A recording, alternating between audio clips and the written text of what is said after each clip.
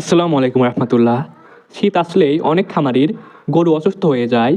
কাশি, pneumonia, দুধ কমে যাওয়া, এমনকি হঠাৎ মারা যাওয়ার ঘটনাও ঘটে।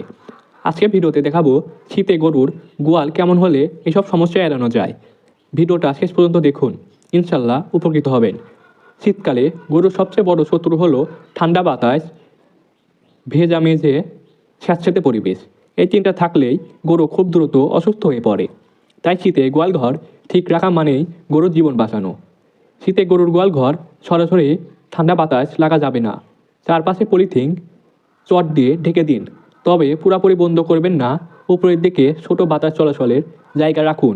মনে রাখবেন, বাতাস চলাচল থাকবে কিন্তু ঠান্ডা ঝাপসা লাগবে না। শীতে ভেজা মেঝে গরুর জন্য মারাত্মক ক্ষতিকর। মেঝে সবসময় শুকনো রাখুন।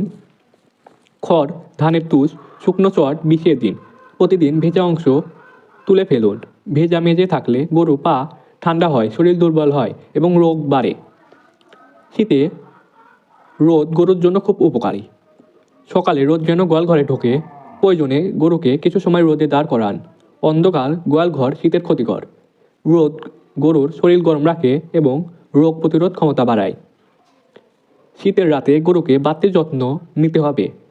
গরুর গায়ে পুরনো বস্তা বা চট ঢেকে দিন। বাছুর থাকলে আলাদা উষ্ণ জায়গা দিন।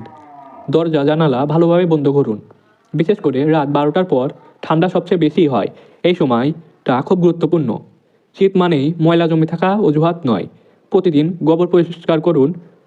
প্রস্রাব যেন জমে না থাকে। স্যাঁতসেঁতে গন্ধ হলে সঙ্গে সঙ্গে ব্যবস্থা নিন। পরিষ্কার গোয়াল মানেই কম রোগ।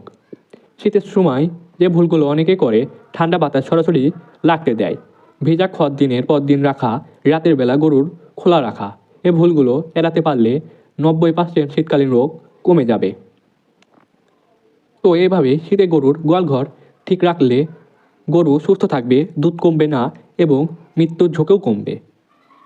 ভিডিওটা যদি একটু উপকারী হয় তাহলে লাইক দিন, কমেন্ট করুন এবং সাবস্ক্রাইব করতে ভুলবেন না। আল্লাহ হাফেজ।